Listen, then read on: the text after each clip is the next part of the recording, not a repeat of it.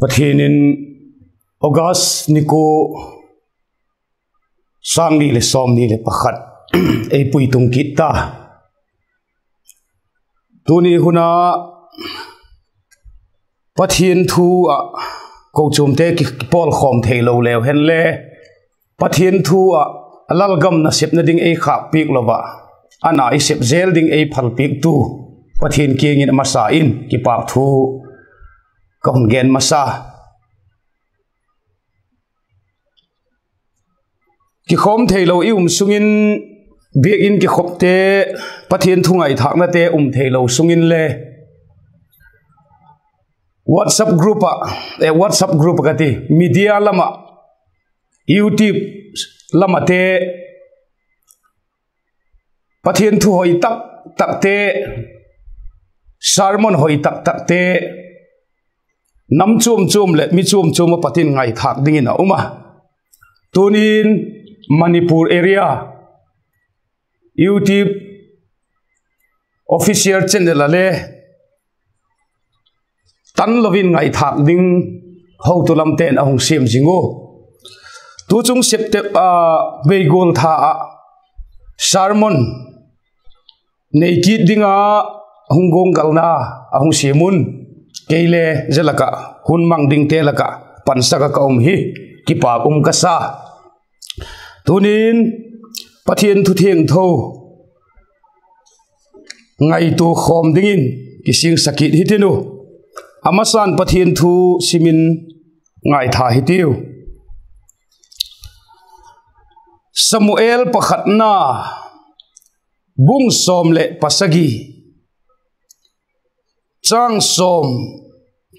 som le pakhatna thu ngai tha hitiu chule Philistine mi pa chun tuni hin Israel se paite chu kachou hi posal pakhat ka kisul piding ei hun pevin tin agena Sol to Israel te zosin Philistine mi pa thu gen cho het phat alung dongun alaw ma jing tawa thuthung thak lama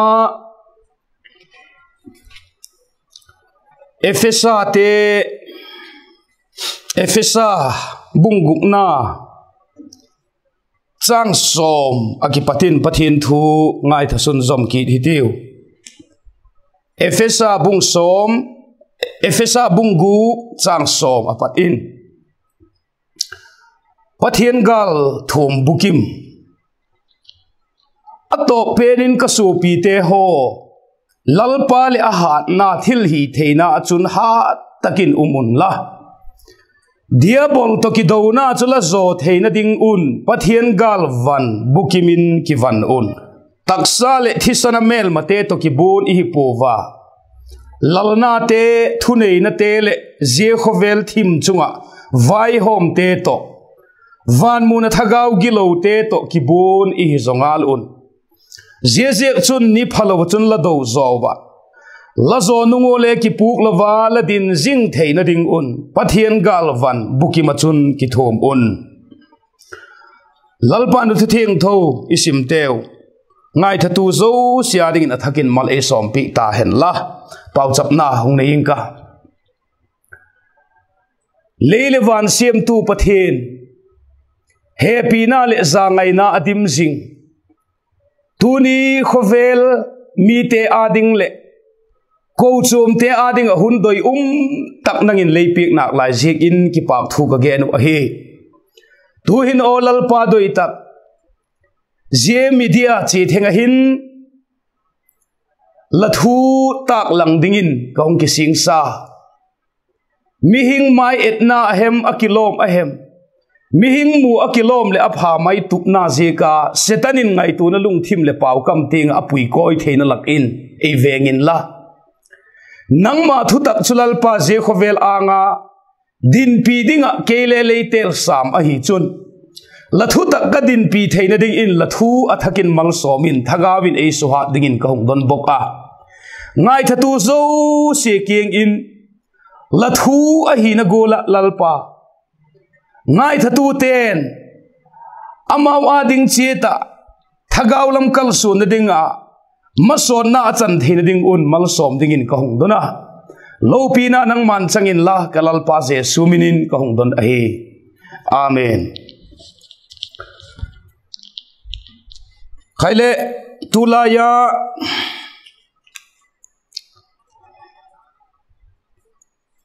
YouTube lamate sermon akine zeu zewa lockdown sung ki khop theilo hun bang hem kum khat wal veng kum ni nai lam ta ki khom theilo i sungin pathian thu cholawa kal son pi jing ding a ki sing sakna len tak neya pau chapna a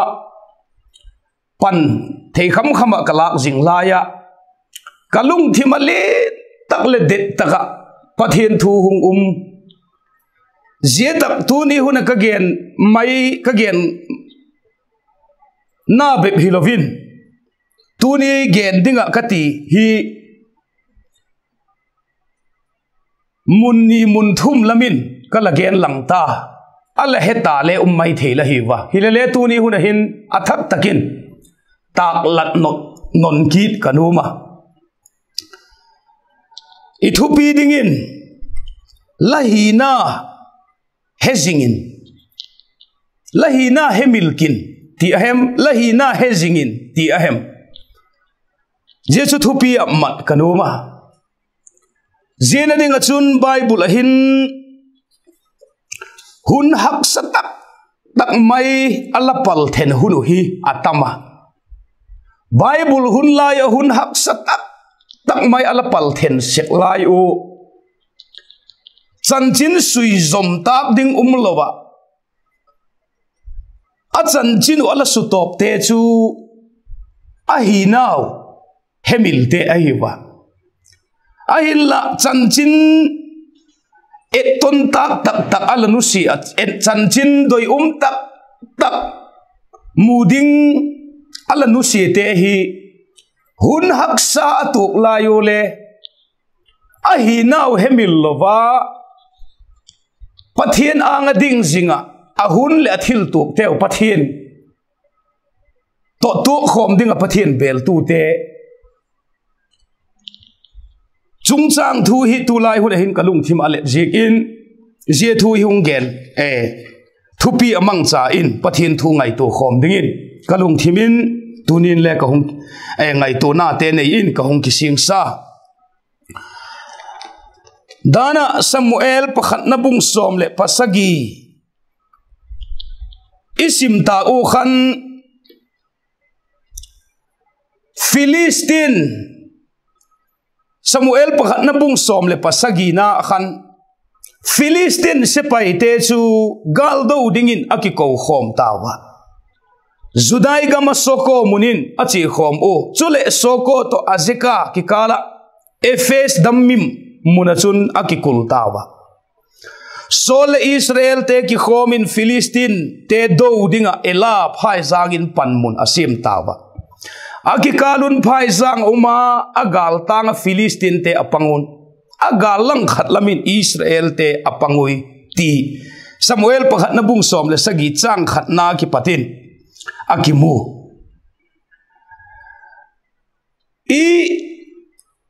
Filistin ten gal do dingin Filistin sepai te akiko khomo zedaka ado go to chu Israel te ahiwa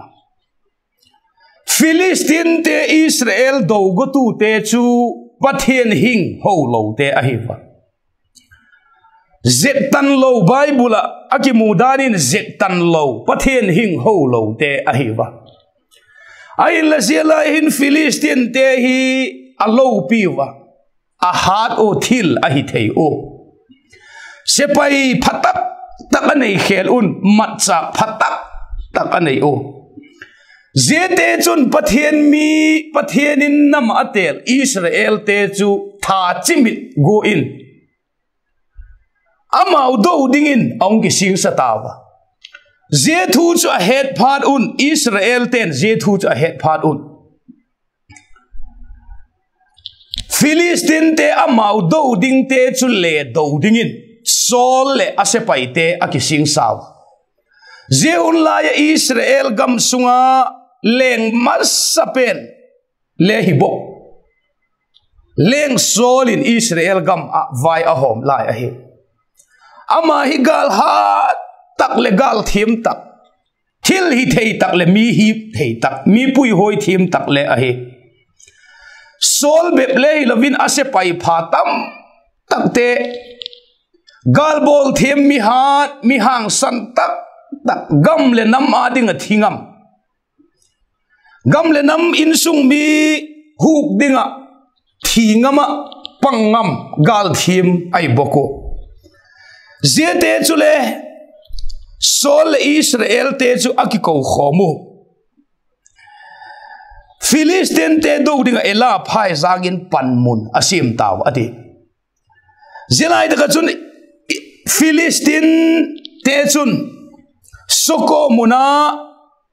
ezeka soko to ezeka ki kala efes damim muna chun Israel te do dingin akikulo Israel se pai sol se pai te chu ela phai zagin akikul boko galang khalamin zektan lo pathian hing ho lo sepai te Philistine te aumo galang khalamin pathian hing ho pathianin namatel pathian mi te akikul boko tisun ahung ki mai to dingin kido dingin ahung ki sing satawa zelai daga chun akising sang mup lai un Israel ten agin cha ke lo aglaki angai to na wale alapang khalo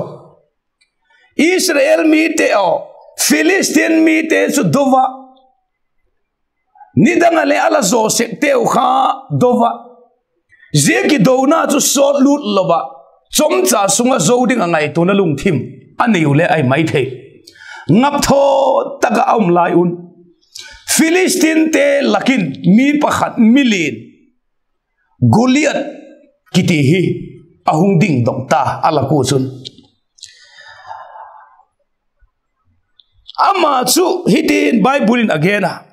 Philistine te ge mun akipat chun gat khomi pakhat amin Goliath ahung pota ama chu tong guk le khap khata sang ahi sum eng thik lukhuk akhuka thik po nak cholin akithoma thik po nak chol chu sekel som nga gi ahi sum enga ki sem ngal tum na le abuta sum eng thalpi pakhat aliangin abata achei cha lung chu tang khang te lin le achei cha ngul chu sekel zagu ka gi ahi chule aphochoi pa chu ama angin adinga ate Israel te nakine pha ke lo agin cha ke lo khan agin cha ke lo mi pakhat milin tong guk le khap a sang tong guk le khap kiti hi tong saw le tong chom le ki bang lo ding a he jeun lai mi te hi milin tak tak a hi je kun at tong hi le saw ding gin cha ka ma tong guk wal veng mi hem kiti chu na sama ma ding a he asan ngot le lovin taksa phak tak hidin gin cha uma je Goliath hi aangun ahung ding tamaya aangun ahung dinga Israel te het phak dingin bangate gal do ding ahung kon la hi ve ke yu hi e do ding bangate hung kon la hi ve ke Philistine mi ka hin nang ho sol sok te hi lo la hi ve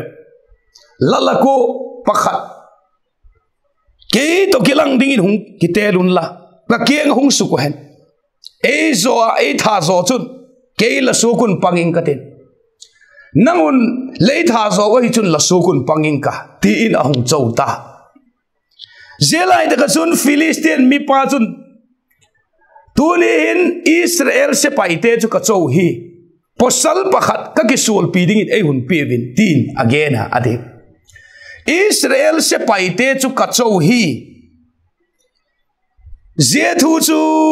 Sol to Israel te zosin Philistine mi pa thugen cho het phat un alung dongun alau ma jing tawa ati zeda ka hin neu cha kabak gen lat zot nop cho abusung thu hi kalung thimin alena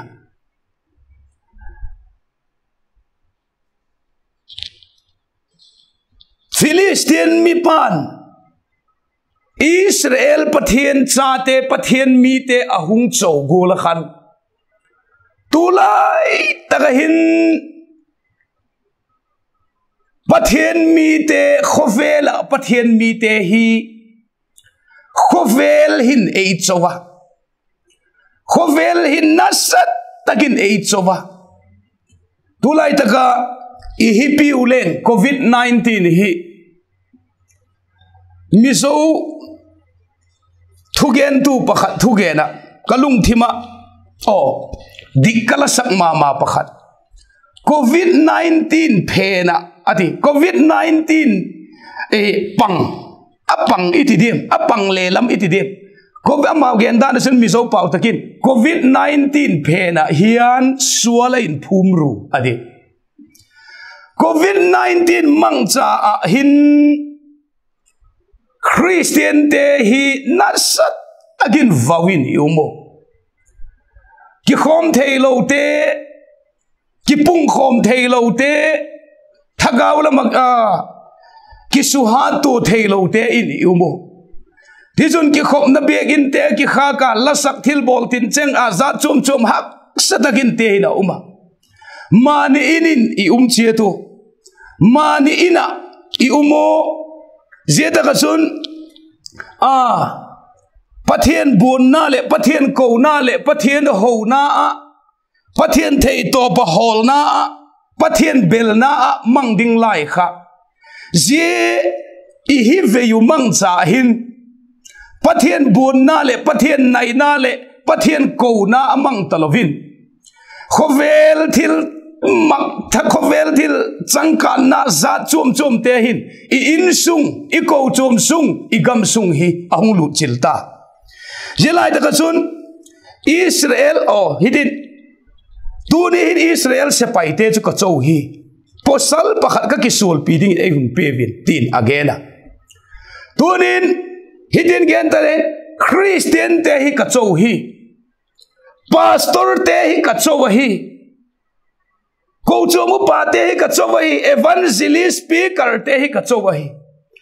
numei pui tu le khanglai pui tu te hi ka chowahi ti in khovel hin tu ni hu hin ei chowa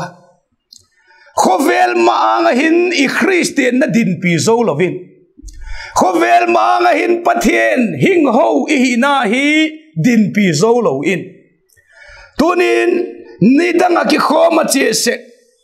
pau chap na nei se Bible sima pathian thu to ki to ka ni sin hin kho mang sek tele ki khop thelo na hun ahung tunga zegol su pathian mina ki pol khom theina ahung tak lo phat a hin hen khatte chu thagaw lama na sat tagina ki thada thagaw lama kal sun lai khat su cholin khovel lama mu theya langsal taka vapuk sele thil phalo vabol te chu tam le hen le ken ka te chu mu theya langsal taka vak mu theya langsal taka gilo na vabol ki le lam takin tu hun itu ko hi din pi zolo mi bang hem zat hi aki kholo in ka he sol to Israel te zosian Philistine mi pa thu gen chu a het phat ut alung dongu alaw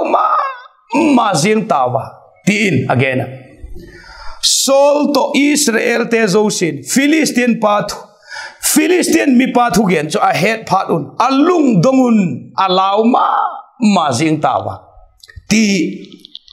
jetak lai tak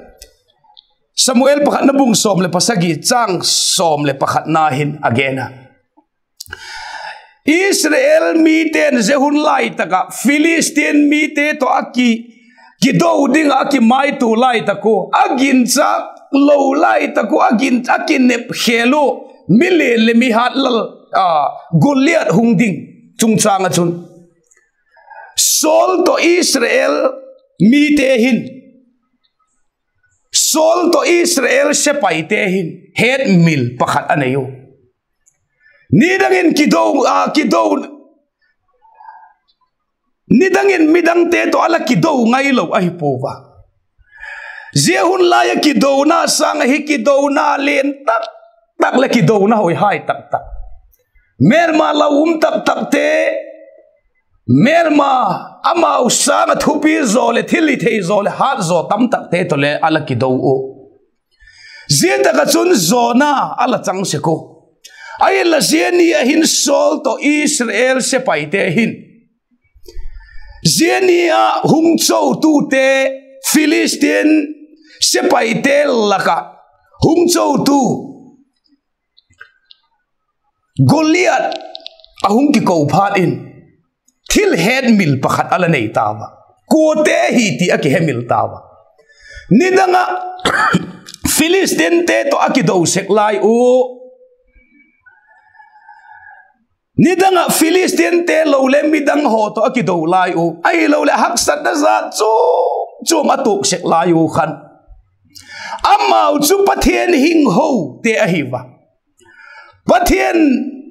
bangkim hi thei tu sepai honte lalpa chu akiangun aum ziek in amel maulakin huk do in aum seko amel mateu laka huk do in aum sek ban un ahak sat na le aboy na teu lak in allak akipat in huk do in aum seko akiango zing tem ai ziek in apathian chu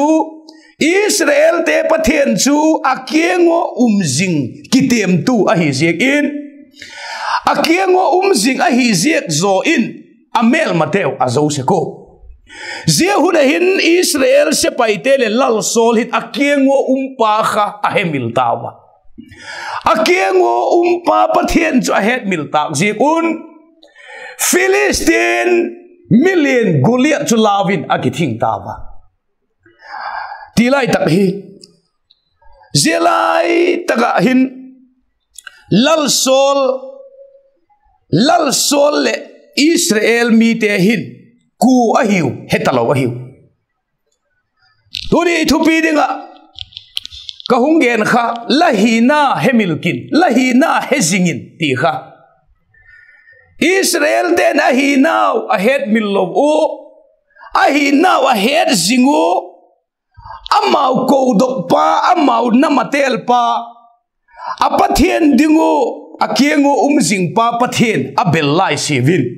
pathian abel pau zalin zona achang seko ni kan pastor pakhat in mithivuina a I area sunga pastor pakhat ai mithivuina in athugen na a neucha pakhat kalung khoi mama pakhat auma ginna kiti hi mi hat le mithil hi theite ading ai pu ginna kiti hi mi hat lo le mithil hi thei lo te ading ai zoi ade Israel ten gal azo sekna je ku chu pathian agin je ku ahe pathian agin pau zala khan agin pau pathian chu sepai honte lalpa ahe bangkim hi thei ahe amma aginu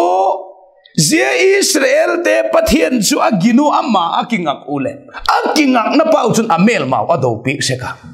akingak na pau chun amel mau ado pi zal un Israel te chu gal zo tu in apang seko himalele akingak na pau ahet milu akingak na pau chu bel lova amma akingalo om phat wa hile Israel te gol lelin om seko ti hi zilai tagahin mi pakhat kalak donok chu zesi chapate laka aneu pen David kiti hi kidona muna aunau te chanchin vakan thadingin apan asola kidona muna aunau te kan thadinga apana solna abachi amun atuna chun Israel se paite mel chu nidanga kidona muna mel kha puta pova lauthong mel aputawa Israel se paite chu lauthon mel be pu hilovin zamding lung pu in adim zo taw hinge in a zamding mel pu in lauthong mel pu in om zo tawa zelai ta chun Davidin lai David abachi a zemun atuna chun Philistine mi pa Goliath chule ahung ki ko kita ze pa khuku ahem ze zek tan lo pa khuku ahem pathian hing se paite awak chou jing khu ate ze pa khuku ahem Israel lal sol le Israel se paiten ala lau pau kha David in le amulo ahipu Israel se paite hung vawa hung ki ko tu pa Goliath hung ki ko thom le ahung vauna kha David in le a hello ahipu ahilla David in ahi le chu Goliath sang zo lo pi zo le chung nung zo pathen kha amu Goliath sang har zo le thili thei zo le lo pi zo kha Davidin amu ze ka chun ze Goliath sang chung nung zo pathen achun David chu akinga jinga David chu na ma chu bel jinga amma a pathen a hi ti le aki he pathian a hi ti kha Davidin aki he jinga zelai da chun Philistine mi pa hung ki ko khit chu Davidin zemi pa so ko hi em zetan lo in bangate pathian se paite chou ahem sol kengin zemi pa ze hin ko malung kham kivin la suak pa hi che ing katin ze Philistine mi pa hi vado ding ka hi tin again zemi pa ze khun ko malau kivin vacheng katin zemi pa chu vado ding ka hi tin Davidin again solin David kenga chun ze Philistine mi pa do ding hin che thei pon la nang hila naw pang na lain ama hila aneu cha ki pata ki do mi hin tin Davidin again hilele Davidin sol kenga chun la suak pa hin apa belam te achin pik sheka sakei bak ne hem savom ahem khatin gan hon laka belam no khat ahem ahun mu phat le kadel zuya ka khen pa ya akam ki pat belam no chula pik se kahi ke hun pe gut le a khagun ka mana ka supai that mai kahi la so pain sakei bak nei le savom bangzal ahem that ta kahi zek tan lo Philistine mi pa hi le pathian hing se paite a choudan tak hi ze te gol chun bol ding kahi tin adon hu a ze thu kaung sim suk dot na zik chu Philistine ka gen sola Israel se paiten lal sol Israel se paiten ahi now hemila Philistine te maanga lava lai un Davidin ahi na hemilo in lal sol ki thum na te lal sol le zete lal sol hat zete kha he amuzinga hilele ama thum tu ama le khu tu ama umpi tu le chen chil tu kha Davidin a hechina chanchin phala ma isim ta ka khan Efesa bung gukna chanchin pha lama isim ta ka Efesa bung gukna chang som na ki pade sim khan ato perin ka so pite ho lal pale hat na thil hi theina chun hat takin umun la diabol to ki dona chula zo theina ding un pathian gal van bukimun ki van un taksa le thisana mel mate to ki bur hi puwa lal na te thunei na te le je khovel thim chunga vai hom te to van mun thagaw ki lo te to ki bon hi zonga lu je chun ni phalo chun la do zo la zo nu ngole ki puk lo wala din jing theina ding un pathian gal van bukimin ki vanon ade diabol to ki dona thuthung thaklamin diabol to ki dona ade tulai ta in diabol to setan to ki dona ko som te ki do piu hi ku ahem ging tu te ki do piu hi ku ahem diabol to ki do na zin again diabol to ki do na chula zo theina ding un pathian galvan bukimin kivanun thuthung luia Samuel pakhatna isimakhan Philistine te kha Israel te melma mai lovin pathian melma ahiba pathian melma te Israel pathian mi te melma te adona dingo khan solin agal van mat nei phazo si apu gincha ka uma ase pai phazo se te apu gincha ka uma apui gincha ka uma ase pai phate chu gal van pha avan athum gincha ka uma hilele se lai taka lal sol le se pai ten mu theya ki dona chem zam te om pho te chei cha te ki dona diga mat chak zo se kima apuk lai o ahen milu pakhat chu lalpa amau thum tu lalpa amau bidna apho kha ahemilo zeda ga hin taksa le thisana tuni una nang le ke ko chom te hi hiu le chu taksa le thisana mel mate to ki bod hi ta pova taksa le thisana taksapu thisan ne Israel ten akido piu gol khan tuni nang le ken le kido pi inea Israel ten akido piu chu taksa le thisan taksapu thisan ne ahiwa tuni Christian ten ko chom ten ikido piu ahi le chu taksa le thisana hilovin taksa le thisana mel mate to kibod I pova lalna te thuna ina te le je khovel thim chunga vai hom te to van muna thagau gilo te to kibon iu ati chu khovel thim chunga vai hom te to van muna thagau gilo te to kibon I zongal ati je chun ni phalo chun la do zo ba la zo nu ngole ki puk la la tin sing theina ding un pathian galvan bukimin kivan un atita pathian galvan bukimin kivan un je chun dingun lang la kong chu thu takin ga kun la dik tat na om pho chun ki thomu la keng te wa dingin chamna chan chin pha chu but un je zo se to gin na pho chu la win la je chun migilo thal kong thei chu sumit thei in la chu le huk dam na lu khuk chu khuk in pathian thu thagau chem zam chu pan in thagaw chun pau chap na le dot na zo sen hun tinin pau chaput je ding a chun mi theng tho ta ati thuthung luya isim tak Samuel pakhat na bung som le pasagi na a Philistine sepaite asun penu Goliath ki thum na kha amma chu tongguk le khap khata sang ahin sumeng thik lu khuk a khuka ati amman le ki thum na ane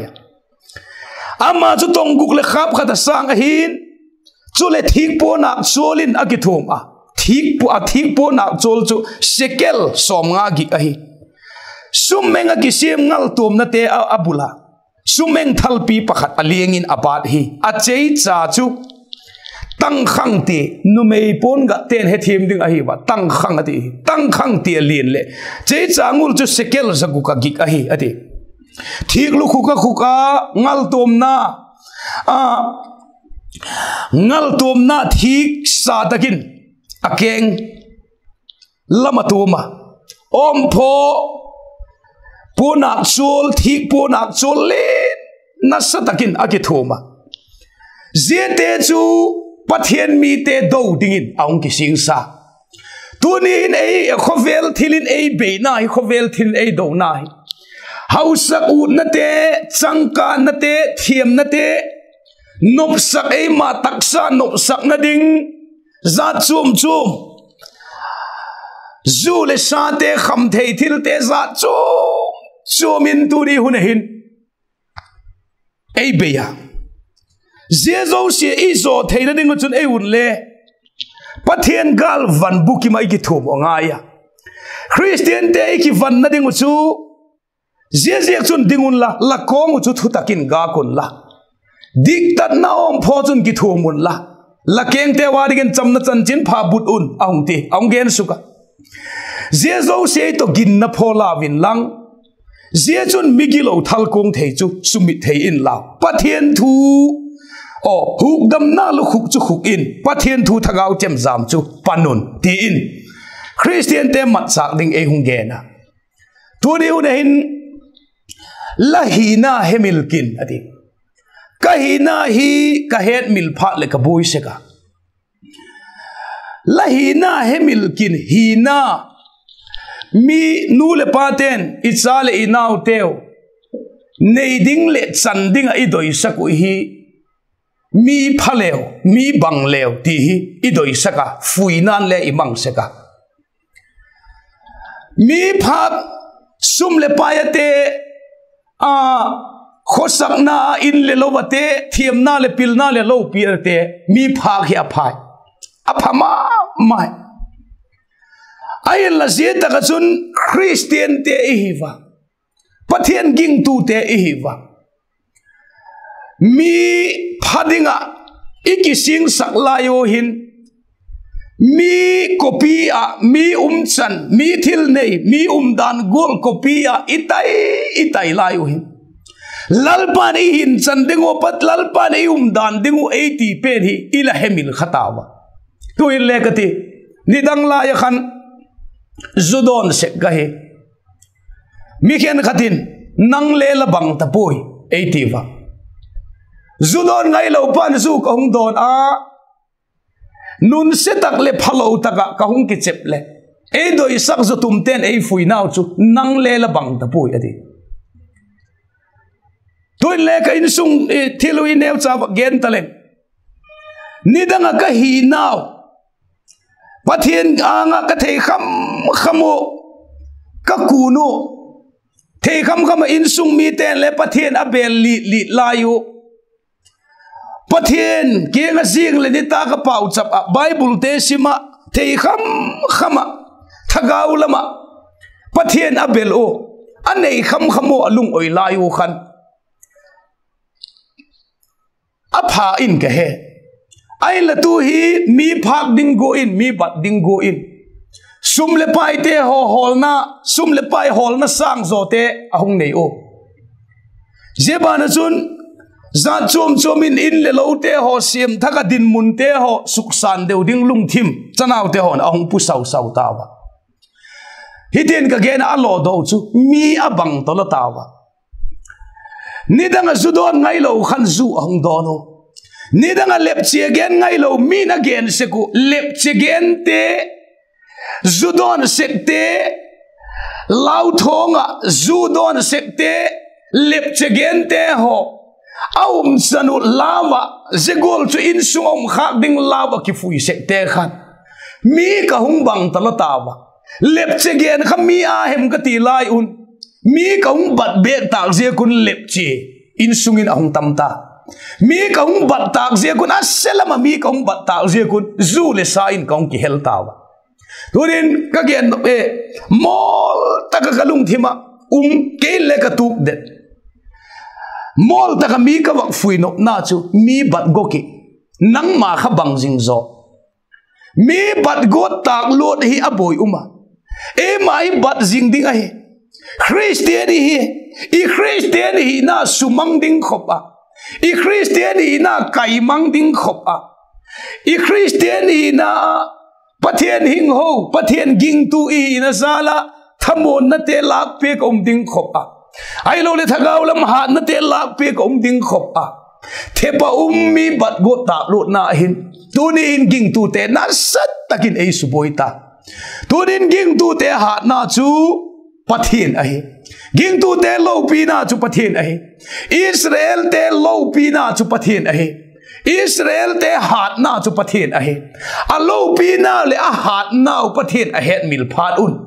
lo pi na nei tu lo pi na pathian a het lo phat un Philistine mi ten ahung noi si tawa a hat na pathian chu het mil phat un Philistine ten ahung noi si tawa Philistine te lawin atai tawa atop na ding in mi pakhat Samson chanchin neu cha ka wa genglan kitnoma Samson hi vai hom tu te hun laya Israel gamle Philistine te gama khovel pumpi leting katin tuni charain Samson sang ha zo hi Bible le akimupu story khovela chanchin chu mahin le Samson sang ha zo hi akimupu ama hun lai hat pen chu Samson ahe vai hom tu te khan akimu Samson chu lalpa adinga Nazareth lalpa adinga koi chu ahe lalpa adinga Nazareth lalpa adinga koi chu ahi na gol in lalpa thaga win Samson chu athuma lalpa thaga win Samson chu athum jek in Samson mi het ngai lo pa chu mi het ahung hita lopi tak le ngai san tak le za takin choi san in a uma aha na le ki gen ngai lo pa chu lalpa thaga win athum na zalin ang hat ta Samson hat dar hi point live again len anu to apato timna khonunga healthy na chiwa grape hon lampi sik in sakei baknei na hungi ka sakei baknei na hungi chu apachi a posal hat takin Bible again danin bong posal hat takin kel no akai tel golin ava kai tel heti sakei kai tel top pui tel top thei chumi hat tak hiding ai khaw hol thak pani ina kanu lalpa thaga bin hung thoma ava kije a main pat zang akat tan golin a tan jing ta ya thi sabil tung khabegu in mi sang khat avolum boka ni khat mel mate na hung umo agik namuna zan khagin thodoka kulpi kot kha khom pani te abot doka akam na te pumin Hebron gal tangin apudok hedi Samson in zona Samson ha na hung ki pat ding phat le Samson zona hung ki pat ding phat le Bible ki mu chu lalpa thaga win Samson cha thoma kitizel ahi ai la si banga ma hun lai mi hat pi khan zolo pakhat hung nei ta ama hun lai si banga zolo nei lo mi ha tak mi lo pi chun zolo pakhat hung nei ta je chu amma le amma hung ki zo ta po amma le amma hung ki zo ta po a je chu pathian a hat na pathian khaung hemilta ahat na le lo pi na pathian khaung hemilta ti chun mol pho takin semina oma Samson hat na chu pathian a he ahat na pathian a tai san phatin ahat na pathian a het mil phatin Samson chun nidanga gal zo sek tu kha galin Samson cha hung let zota dai maya jegola chun tunin Christian te I hat na wi pathian a he Christian te I hat naw le igal zo naw chu lalpa thagaw hai tunin lalpa thagaw lam biegin thagaw lam hat ilang naw biegin ahong ki khaka za chom camping crusade seminar za chom te ho ahong ki khaka thagaw lam hat lak na in hat lak na I mat pen se ko ahong ki khaka hin van hin ama tu ki zop na e khak piek nai pu vanin amma to ki zopna e kha pek nai lo lai a hin le mu theya biagin ki khopte le za chom mun om tak lo jegin pathian to mimala ki zopna ila tai san tak ji un thagaw lama I hat naw che iman so tawa Christian te I hat naw I pathian keng lamoi ikile kit mau chu tuni hun hin mel ma zo in sung ko hi umitin toile je lockdown sunga hin mun khen khatin phat chom ngain ko chom te to ki hovin kem bang ka semo na pang tam tak school kai lo le discipline noi lowa biagin ki khop na pathian thu sil sak na lowang sungin drugs sa hong bolo dam doi hong neva kholai wak te hong chingo Bible phet pe lovin phone zan khowak su ni tumin hong khoi tawa sung kon tam takalungaya lungai lo le boy lo hi chu ki mang lo ding a hi je zo se zo theina ding a hi lalpa thagau thuma ko chom te hat na hi bang a hi lalpa thagawin ei thumi a hi ti hi ato penin ka so pi te ho lalpa le hat na thil hi theina chun hat takin umun diabol de gi dona chula zo theina ding un pathian wa galvan bukimin ki thomun adi tuni unahin nang le ke hi ko te hi ve nang le ke hi ko te pathian cha te ji khovel hi wa pathian chui hat na wa hi pathian pang lovil hat na inei po wa pathian chu kan nei hi pathian chu kan nei na iti leo hen le pathian to ki zop na lam ngai sak lo i mo hin pathian hat na e ma poi ti lat sak na ding in zo the na inei poi ti lat sak na ding in i khotang te i in sung te i ko chom te in zegolin solin e bulu a ye ka chun lahina athakin hedok kitin lang samson chun mol pho taka siam om tak nung in ahun nung lamin lalpa ahung ko kita lalpa ahun nung lamin kingai to tagin lalpa maangin ahung kuna lalpan hat na thak ahung peta lalpan hat na thak ahung pe ti hi tuni le ko chom te le ai lo le christian te samson lampi hi ala hota hi ve ati le lalpa thagau thum bangza bangji ga lalpa thagau ahung thum ke ma zingun ate amma zing te chu na pau zalin zo tu ahiba amma zing te khatu amma talo la hi chun thagaw limin hat na nei ta pun lati samson lampi akizui te seka ai la samson hunnungi e tondingu doi uma samson chu ahunnungin lalpa maangin kingai tomin akuna bangzekin lalpa chu hat na he lalpa chu belin hat na thak aneya adam laya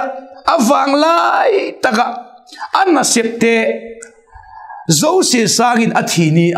amit hate anna sep chu atam zoin alo pi zoi ti bible akimo tuile hun chom cha inei sungun thagaw lamin athakin panla thakki hitinu thagaw lami ha naw pathian bel in ko chom te hin jemu theilo thagaw sol ta ikido naw hin pathian galvan athaka lakita panla thakki dingin pathianin